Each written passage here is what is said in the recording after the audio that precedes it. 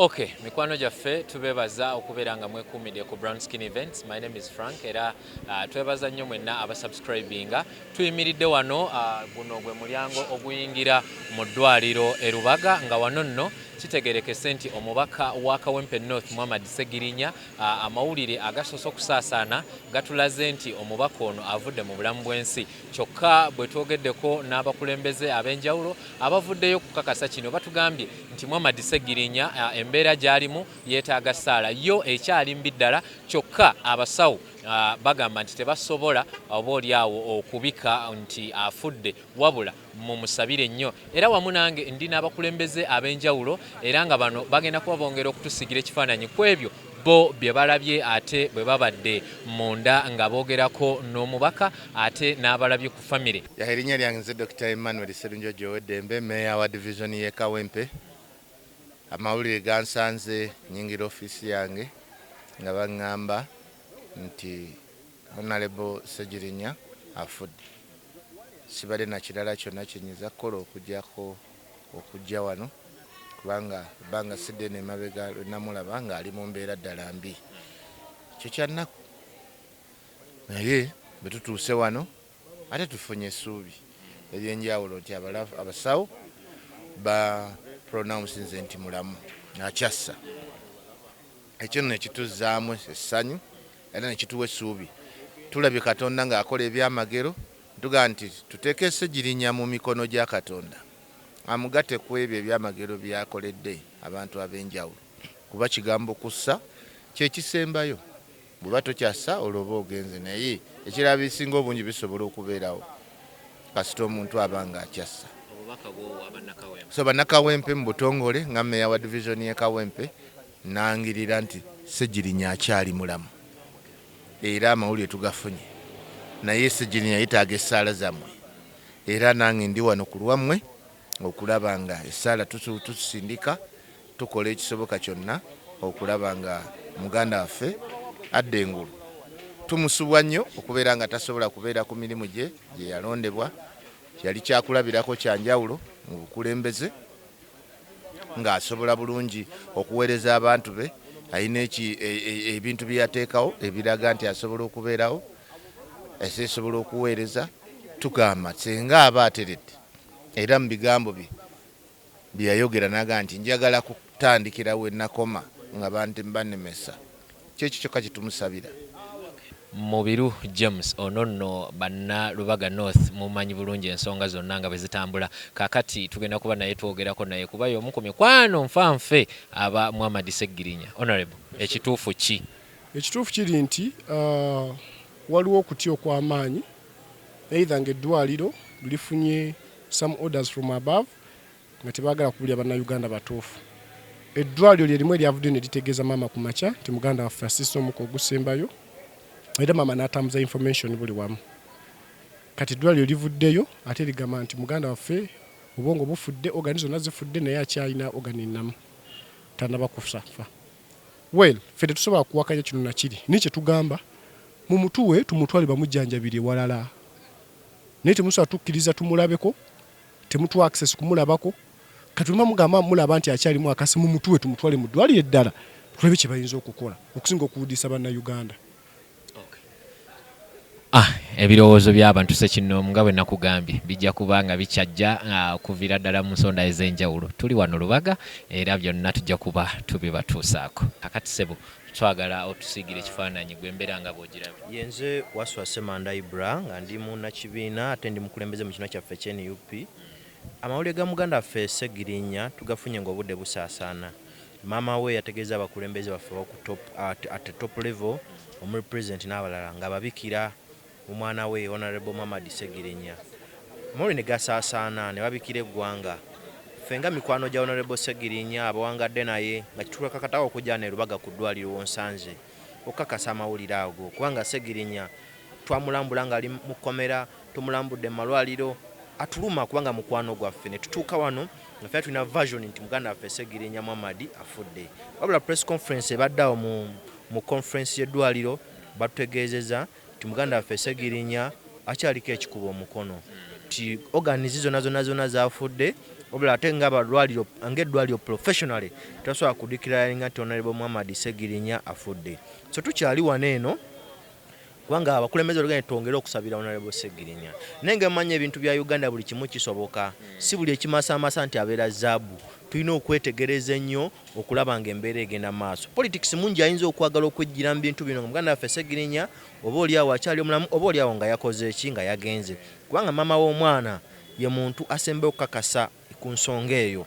Neffe tukyaliwo tukyagenda maaso n'okubeera vigilant n'okubeera assertive kulamu bwa muganda waffe Muhammad Ssegirinya. Yatwagasaba oba mulimu abayinza oteekamu element y'ebyobufuzi babijje mu bulamu bwa muganda waffe Ssegirinya Muhammad. Kubanga Ssegirinya abonyeebonye nnyo.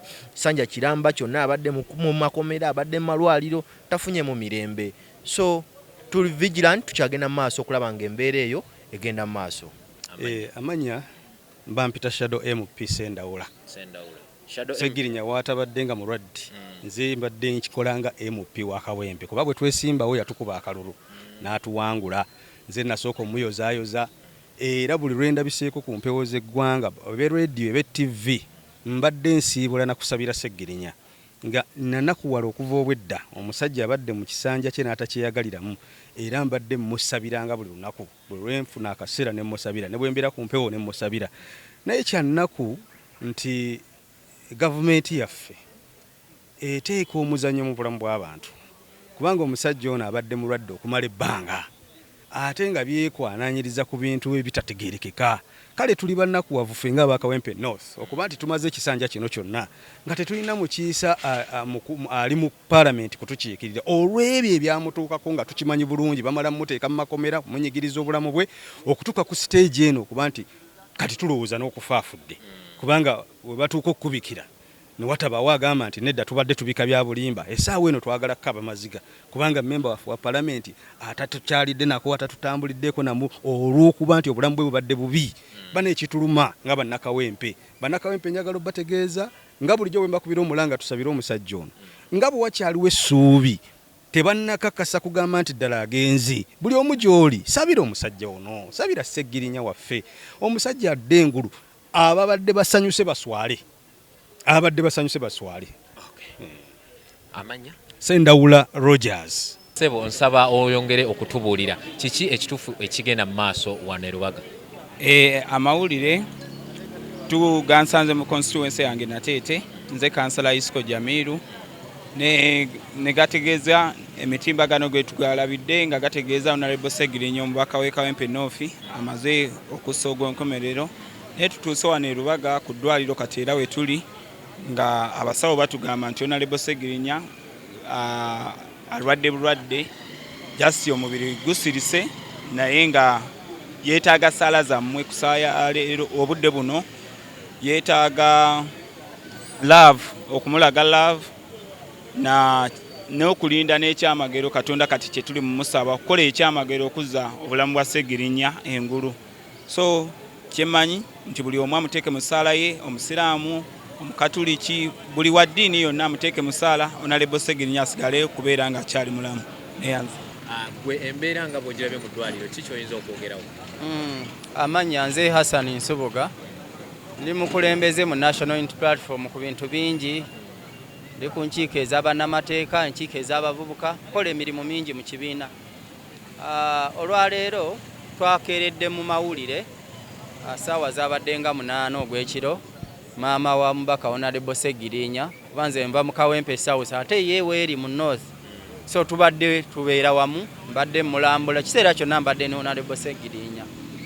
Twafunye amawulire nti Mukama amuwummuzza Mungu amujjuludde okuva eri maama naye bwe tutuuse wano ku ddwaliro twaze ekipayopayo abasawo ne basooka batulemesa okuyingira ne tubeera wano kumpi twasuze wano okutuusa we tuyingidde wano naye bwe tuzze batutegeezezza abasawo nti Honorable Ssegirinya bo tebasobola kumubikanga eddwaliro kubanga bo bakyamulaba nti entunuusi zikyakuba nti naye ebitundu ebisinga eby'omubiri byashatinze down naye nti entunuusi zikyalimu. So mu Luganda tuga nti asigaddeko kateetera oba asigaddeko kikuba mukono. Kati kye twetaaga okukola ng'abakulembeze ne bannayuganda bonna n'abantu ba Kawempe North kwe kusabira omubaka Honorable Ssegirinya Mungu asobole okumuzza engulu aterere bulungi addeyo aweereza abantu be. Naye bwe kinaaba tekisobose era tujja kwebaza Katonda olw'obulamu Mungu bw'awadde Honorable Segirinya na biki byasobodde omukozesa kubanga Honorable Segirinya inspirinze abantu bangi nga naffe mwetuli. Yes, nga naffe mwetuli kuba mwana wa ghetto ngaffe bwe tuli fena tukulidde mu ghetto naye okulaba nti ali mu parliament akwegamba atuinspirinze nnyo wadde nga ate omuntu yasookera ddala okutuinspiringa ali president waffe Robert Kyagulanyi Ssentamu naye era bebamu bwatyo ne bannaffe abalala nga Honorable Segirinya bwe bazze naffe ntujja nga tugoberera okutuusa mu kiseera kino. So n'olwekyo ffe tutegeeza bannayuganda nti Honorable Segirinya akyetaaga essaala Mukama amuwe okulaba nti adda engulu amusobozesa okudda engulu ensi esobole okulaba Honorable Segirinya tusobole okuddamu okubeera naye nga mulamu ate era tusobole okuba nga tumwenyumirizaamu n'okwongera okuweereza abantu babamulonda kubanga kibadde kikangabwa kyamaanyi. Nga bwe mbategeezezza nti abakulembeze ab'enjawulo bakyagenda mu maaso n'okuba nga batubuulira ebigenda mu maaso. Abantu bonna bwe mubalaba wano buli omu ali mu kwewuunya bagamba banaye nga kitalo nnyo. N'abategeezezza dda nti wano wenyimiridde gwe mulyango ate oba oli awo ate abantu bonna bwe mulaba abakuŋŋaanye bano bonna tebazze lwa kirala wabula bazze olw'amawulire agakwata ku enfa ya Muhammad Segirinya era bw'otunuulira sayidi eno akalipagano k'ebidduka era abantu bangi bavuddeyo bakola ekisoboka okulaba nti ate oba oli awo batereeza entambula y'ebidduka wano ku Lubaga Hospital. Nja kubanga nkutuusaako byonna ebigenda mu maaso kyokka tukyali wano ku ground okulaba nga ate oba oli awo tulondoola ensonga zonna nga bwe ziri.